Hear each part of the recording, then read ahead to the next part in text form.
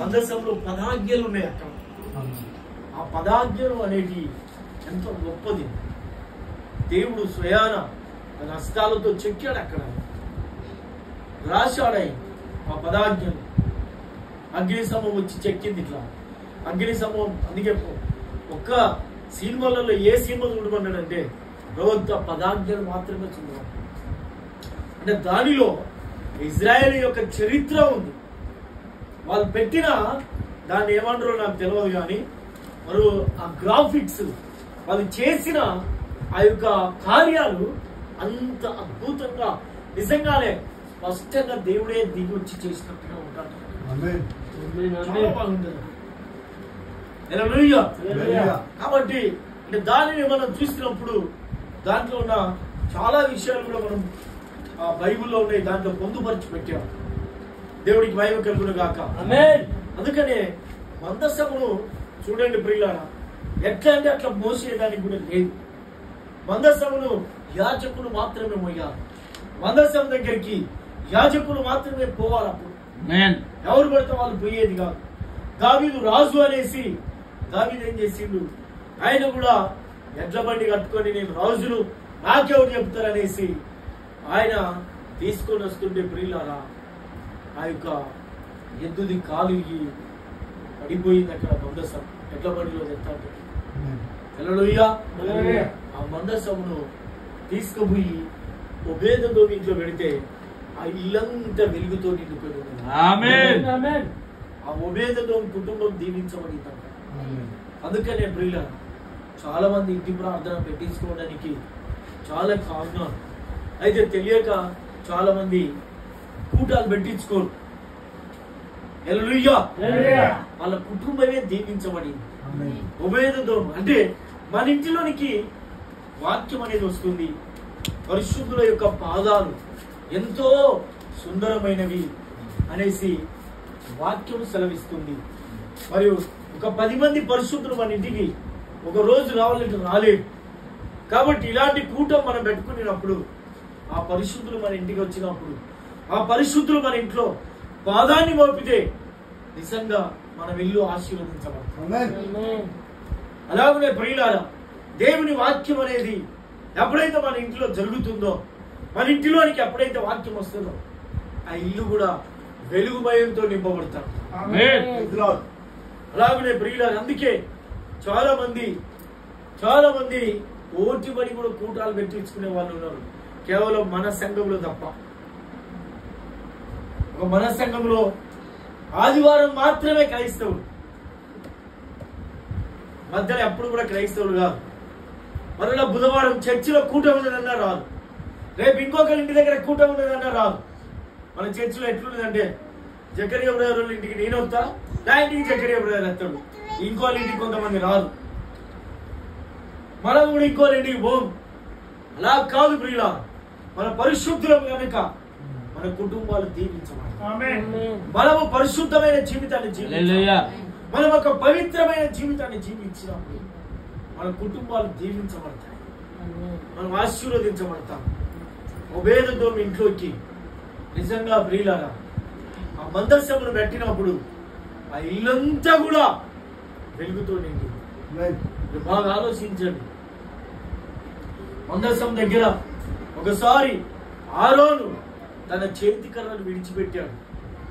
విడిచిపెట్టి ఆయన వెళ్ళిపోయిన తర్వాత మరలా సంవత్సరానికి వెళ్ళిపోయి చూస్తే ఆ చేతి కర్ర ఎండిపోయిన కర్ర, అది చిగురించి అది పూతబూచి అది కాతలు కాసి పండ్లు కాసి ఒక మాటలో చెప్పాలనుకుంటే, కాబట్టి ప్రియా దేవుడి సంగమా, ఎప్పుడైనా కూడా ఎందుకంటే మందసం అనేది ఒక పరిశుద్ధమైంది, ఒక పవిత్రమైన స్థలం అది. కాబట్టి నిజంగా అది ఒక పవిత్రమైంది. దీనిని ఏమన్నారు అక్కడ వాళ్ళు తెలిసి చూడగానే దేవుడు వారిని హతము చేసి ఆ జనులలో 70,070 మందిని మొత్తెను. యెహోవా గొప్ప దెబ్బతో అనేకులను మొత్తగా జనులు దుఃఖక్రాంతులైరి. ఆ జనులంతా ఏమైపోయిండ్రు? దుఃఖక్రాంతులు. ఎన్ని వేల మంది అట? 70,000. 50,000 70 మంది ఒకే దెబ్బ దేవుడు వారిని అర్థం చేశాడు. అంటే ప్రియులారా, ఎప్పుడైనా కూడా మనం ఒక మంచి జీవితాన్ని జీవిద్దాం. మందసం అనేది ఒక మంచి స్థలంలో ఉందాం. అందుకే దావీదు కూడా అందుకే దావీదుని దేవుడు ఏమంటాడు? నా హృదయానుసారుడు అంటాడు. ఎందుకు ఆ మాట అన్నాడు ప్రియులారా? ఈరోజు నిజంగా మనకు మంచి ఇల్లు ఉన్నాయి. ఈరోజు సరే ఇది ఒక్క రూమ్ అయినా పర్వాలేదు, స్లాబ్ వేసుకొని ఒక మంచి ఇల్లును దేవుడు జయశిష్యులకి ఇచ్చాడు. ఇలాంటి ఇల్లు కంటే ఇంద్రభవనములో మంచి ఇంట్లో దావీదు ఉంటాడు. దేవుడి మందసం గుడారంలో ఉంటుందండి. అప్పుడు నిజంగా నేను ఏ పాటి వాడిని? నా దేవుడి మందసము ఒక గుడారంలో ఉంది.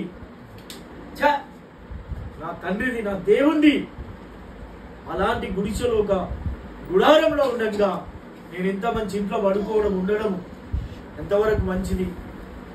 సబబు కాదని అప్పుడు దావీదు దేవుడికి ఒక మందిరం కట్టాలని ఆలోచన ఆయన మందిరం కట్టడానికి ఇనుము, ఇత్తడి, రాగి, కంచు, బంగారం, వెండి, వైడూర్యములు, వజ్రములు, తుమ్మకర్ర, దేవదారు కర్ర, ఇలాంటి అన్ని దావీదు తయారు చేసి పెట్టి నా తండ్రికి ఒక మంచి దేవాలయం కట్టాలి అనుకున్నాడు. అన్ని తీసుకొచ్చి అక్కడ పెట్టి నిజంగా ఆయన ప్రారంభిద్దామన్న సమయంలో దావీదుతో దేవుడు మాట్లాడాడు. దావీదా, ఈ మందిరాన్ని, నా ఆలయమును నీవు కట్టకూడదు. నీ చేతులు రక్తముతో, నీ వ్రేళ్ళు, నీ చేతులు పాపముతో, నీ వ్రేళ్ళు రక్తంతో నిండుకొని ఉన్నాయి కనుక నువ్వు ఈ పరిశుద్ధ ఆలయాన్ని కట్టుటకు అర్హుడు కాదు. ఏడుచుంటారు దావీదు. చూడండి బిడ్డ, ఆయన ఎంతో కన్నీరు కాచి బాధపడ్డాడు. అప్పుడు దావీదు ఒక మంచి అన్ని కూడబెట్టిన తర్వాత నీ గర్భవాసుడు సొలొమోను దేవాలయాన్ని కడతాడని చెప్పినప్పుడు సొలొమోను దేవాలయాన్ని కట్టేటప్పుడట ఆ స్థలంలో ప్రార్థన చేశాడట, ప్రభువా, ఏ రోగి అయినా ఎవరు ఏ స్థితిలో ఉన్నా ప్రభువా వారి హస్తాలు ఎత్తి, వారి కుడి హస్తము ఈ దేవాలయం వైపు ఎత్తి ఎక్కడున్నా ప్రభువా వాళ్ళు ప్రార్థించినప్పుడు వారి ప్రార్థన, వారి మొరను ఆలకించి వారి సమస్యలు, వారి అవసరతలు తీర్చు ప్రభు అని సొలొమోను ప్రార్థించాడు. నిజంగా ప్రియులారా, మీరు కూడా నా ప్రార్థనను, నా వ్యక్తిగతమైన ప్రార్థనలో నేను ఆ విధంగానే ప్రార్థించినాను. ప్రభు ఎవరైనా పర్వాలేదు, వారి హస్తాలు ఎత్తి ప్రార్థిస్తే సహాయం చేయి తండ్రి అని ప్రార్థించాను. కాబట్టి ప్రియ దేవుని బిడ్డలారా, ఈ రాత్రికాల సమయంలో నిజంగా మందసం అనేది పవిత్రమైంది, ఒక పరిశుద్ధమైన స్థలం అది. కాబట్టి మనము కూడా దేవుడి ఆలయం పట్ల మనం ఎంతో చేసుకోవాలి, బాగుంచుకోవాలి, అన్ని బాగుండాలి. అలాగే మన ఇంట్లో కూడా చాలా మంది, నేను ఆంధ్రాకి వెళ్ళిపోయి చూసినప్పుడు ఆంధ్రలో ఇప్పుడు చాలా మంది హిందువులు ఇల్లు కట్టుకునేటప్పుడు ఆ పూజ గది అనేసి ఒకటి కట్టుకుంటారు సపరేట్గా, పూజ గది. అలాగే ఆంధ్రలో క్రైస్తవుల ఇళ్ళ ప్రార్థన గది అని ఒకటి ఉంటుంది. వాళ్ళకి ఏ సమస్య వచ్చినా ఎవరైనా ఆ రూమ్ లోనికి వెళ్ళిపోయి ప్రార్థన చేసుకుంటారు. వాళ్ళ భార్య అయినా, వాళ్ళ పిల్లలైనా సపరేట్గా వెళ్ళిపోయి అలా ప్రార్థన చేసుకుంటారు. నేను కూడా కొన్నిసార్లు వాళ్ళని పర్మిషన్ తీసుకొని ఆ గదిలోనికి పోయి ప్రార్థన చేసుకున్నాను. నిజంగా ఎందుకంటే చాలా మన దగ్గర రూమ్లు చిన్నగా, ఇల్లు లేక అలా ఉంటాను. కానీ ఇల్లు కట్టుకునే వాళ్ళకు నేను ఇచ్చే సలహా ఏంటంటే ఒక గది కట్టుకోండి, దాంట్లో కూడా ప్రార్థనకు సపరేట్గా ఉంటే అందులోకి పోతే కూడా ఒక ప్రశాంతత. నేను ప్రతి మంగళవారం మన చర్చిలో బలిపీఠం దగ్గర వెళ్ళిపోయి నేను ప్రార్థన చేసుకుంటాను. మరి కరెంటు పెట్టిన కానీ అయితే ప్రతి మంగళవారం పోయి నేను ఫోను ఆఫ్ చేసి వెళ్ళిపోయి ప్రార్థనలోనే ఉంటున్నాను. మంగళవారం అంటే చూడండి ప్రియులారా, అడిగి పోగానే కొంచెం ఒక పశ్చాత్తాపం, ఆ స్థలానికి పోగానే ఒక పశ్చాత్తాపం, తర్వాత మనశ్శాంతి, ఒక మంచి నిద్ర కూడా వస్తుంది అడిగిపోగానే. హల్లెలూయా. నా హృదయపూర్వకంగా ప్రార్థన చేసుకోగలుగుతున్నాను ఆ స్థలంలో. కాబట్టి ప్రియులారా, ఎందుకనంటే అదొక పవిత్రమైంది కాబట్టి ముట్టుకుంటే ఏం చేశారు, ఇజ్రాయెల్ ప్రజల దగ్గర నుంచి వాళ్ళతో యుద్ధం చేసి దాన్ని ఎత్తుగచ్చుకొని పెట్టుకున్నారు. అక్కడ దాన్ని చూద్దామని పోతే 50,070 మంది ఆ ప్రజలు అతమై దుఃఖాక్రాంతులైనారు. దేవుడు తన బిడ్డల పట్లనే దయ కలిగి ఉంటున్నాడు. తన బిడ్డల పట్ల కనికరం చూపుతాడు ఆయన. తన బిడ్డలకు ఎల్లవేళలా తోడు ఉంటాడు ఆయన. దేవుడికి మహిమ కలుగును గాక. ఒక అధ్యాయాన్ని చూపి నేను ముగిస్తాను. కొలస్సీలకు రాసిన పత్రిక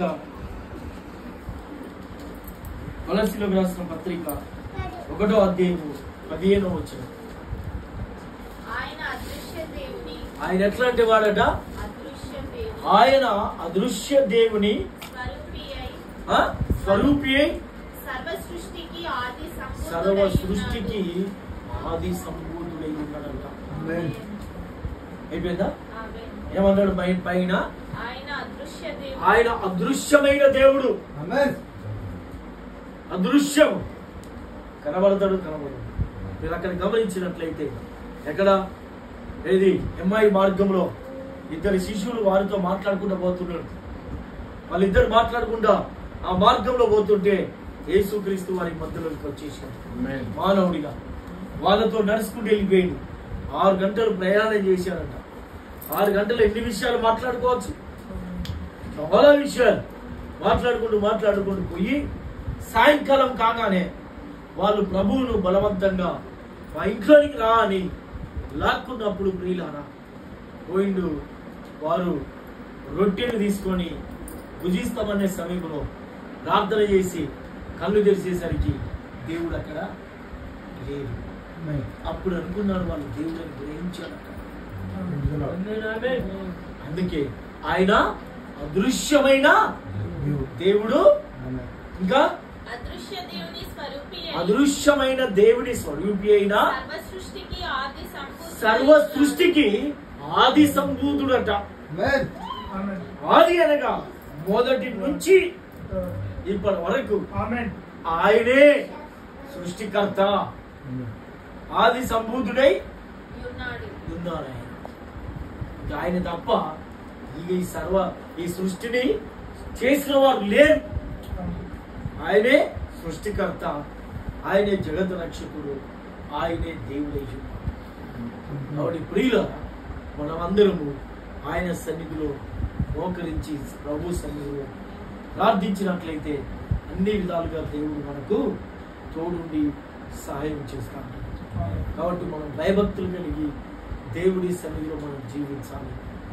ఆ యొక్క ఎంఐ మార్గంలో నడిచిన శిష్యుల్లాగా దావీదు లాంటి మంచి మనసు కలిగి నిజంగానే మనము ఎవరు ప్రియులారా మన దావీదు లాంటి, మోషే లాంటి కోరికలు మనం కలిగి ప్రభు యొక్క ఆజ్ఞలో, ప్రభు యొక్క మార్గంలో మనం నడిచినప్పుడు ప్రియులారా ఆ ఉభేదతో ఇంటికి ఏ మాదిరిగానైతే మందసము దేవుడి వాక్యం వచ్చింది, ఆ ఇల్లంతా వెలుగుతూ ఉంటుంది.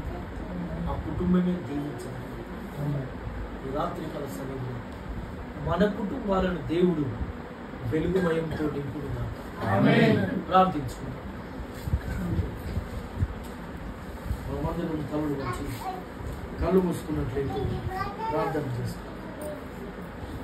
కాబట్టి ఇప్పుడుగా దేవుడికి జీవితాన్ని సమర్పించుకున్నాను. మిమ్మల్ని ప్రభు పేరు ప్రతి ఒక్కరు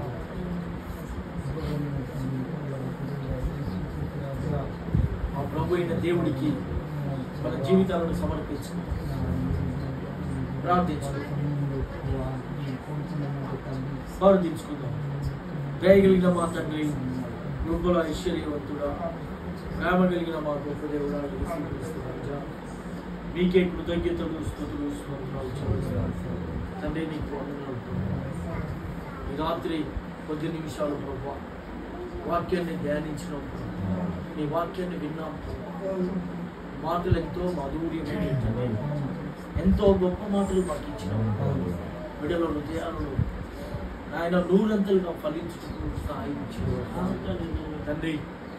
జయుడు తన భర్తను దీవించి తన కుమార్తెను ఆశీర్వదించి ఈ కుటుంబాన్ని ఆధారం చేసుకుని పరలోకమందున మా దేవ చక్కటి వాక్యాన్ని వినిపించిన నీకు వందనాలు తండ్రి. మమ్మల్ని అందరినీ దీవించండి, ఈ కుటుంబాన్ని ఆశీర్వదించండి, వారి అవసరతల అక్కర్లను తీర్చుకోవాలి. పరలోక భూలోకం దీవెనలు కుమరించండి ఆయన. ఈ కుటుంబాన్ని నీ హస్తంలో కుటుంబ యజమానికి మారు మనసు చక్కగా ప్రభా ఆయన నీ సన్నిధికి ప్రభా రక్షకుడు సాయించు. వచ్చిన సంఘస్థులందరినీ దీవించు ఆయన. తిరిగి వెళ్తుండగా తోడుగా ఈ కుటుంబాన్ని ఆశీర్వదించు. తిరిగి కలుసుకునే వరకు ప్రభా నీ హస్తంలో మమ్మల్ందరినీ భద్రపరిచి కాపాడి రక్షించమని నీ శక్తి కలిగిన హస్తములకు సమర్పించుకుంటూ యేసుక్రీస్తు దివ్యమైన నామములో ప్రార్థిస్తున్నాను. మన ప్రభు యేసుక్రీస్తు ఆయన దివ్య సన్నిధి సమాధానం ఇక్కడ చేరి ఉన్న మనందరికీ వాక్యం విని వాక్యం ప్రకారంగా జీవిస్తున్న వారికి, జయకు తన భర్తకు తన కుమార్తెకు తన కూడిన మనందరికీ ఇప్పుడు ఎల్లప్పుడూ సదాకాలం పరిశుద్ధాత్మ దేవుడు తోడే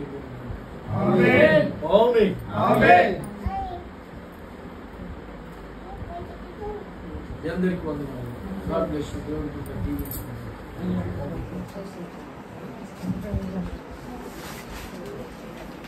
ఏమైనా వేసిందారా?